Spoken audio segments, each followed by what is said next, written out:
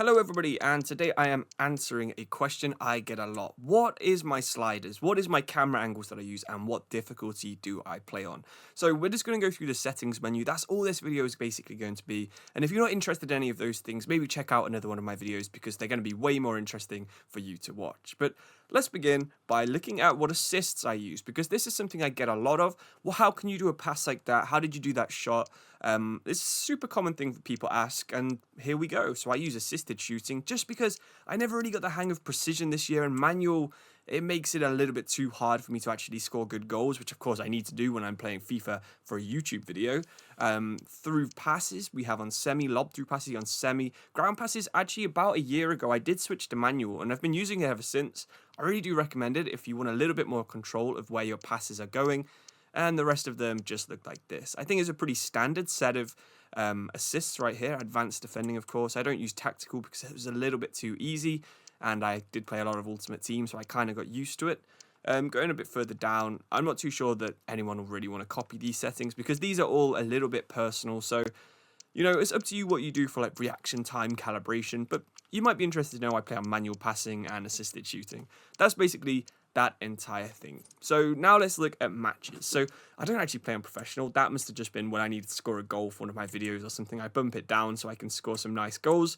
But yeah, so usually I play on legendary with competitor mode off and player-based difficulty off. I think the rest of these are, again, pretty up to you. I mean, attributes, this is just something I leave on default. Ball, again, default, doesn't really make a difference. Full match intro, again, I'm really glad EA added that into the game again this year because that was something I really missed. But that's what I go for when I'm setting up my difficulty and stuff like that. You might be interested to know that. So camera angle is one I get a lot, and I actually do use custom settings for this. So in most of my videos, you'll see the classic camera, which is I think available on every single console this year. And also I use custom settings of these. So this zooms the camera in a little bit more when the ball's in the penalty area, which makes it a bit easier to edit stuff if I need to zoom in on a goal or show you something interesting. Zoom is also on 15, so it's already quite zoomed in, and height is a little bit higher than normal. I think normal's 10. I like to bump it up a little bit so that I can see behind players and people don't get in the way of the ball quite as much. So give these settings a go, and of course if you've got any good camera settings that you think make it look really cool for YouTube videos, let me know in the comments, because that would be a big help if someone could suggest some really good settings. Visual, I don't like to have the big numbers, player number above the name. I use player name. Again, it makes it easier for YouTube videos because you can see who all the players are on my team and the AIs, and also it means I can take the bars along the bottom off as well, which I think is player name and indicator. I just play on indicator. It just makes it nicer for you guys when you watch a video. I don't think anyone really cares about my audio settings, but I play with the music off because, of course, if I had it on, I would get copyright strikes every single time I uploaded a video. So that just needs to be off. Sometimes I listen to Spotify on my phone, but yeah, just leave it off most of the time. So over to simulation settings, and the majority of my videos are actually just using simulation settings. I mean, I don't change them too much. If I ever do, then I try and copy simulation, and I might boost up the goalkeeper ability if it's a really tough game, or I might lower the pass speed if the AI is in one of those moods where it just wants to spam passes.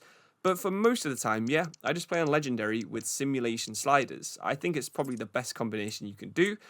Classic gameplay this year is a little bit too fast for me, where simulation is just about spot on. I also play on medium wind effects, and that does make the ball, you know, move around a little bit, not too much. If you play it on high, then sometimes one half of your match will be really tough, the other really easy because you'll have the wind behind you.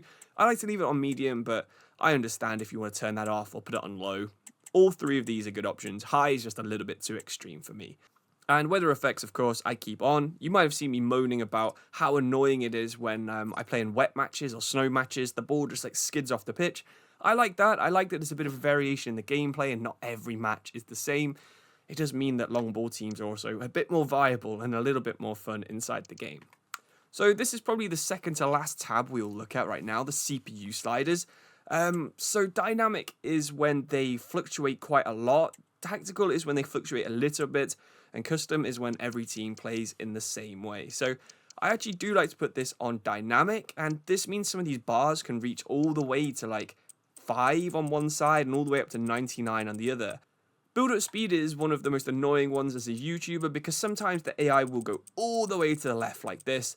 I've seen teams get randomized to 3 or 5, sometimes even under 10 is really annoying to play against when you're trying to film a interesting video because the AI will just kind of pass the ball around the back. They'll prefer to dribble backwards to keep the ball rather than do a risky pass where they might score from it. And it just means if the AI is in the bottom 10 here, usually the game's going to be a 1-0 or a 0-0 at the very best. But yeah, basically, I play on dynamic, and sometimes if these are a little bit weird, I might go back to custom and just reset everything to 50 just to make the match a little bit more entertaining.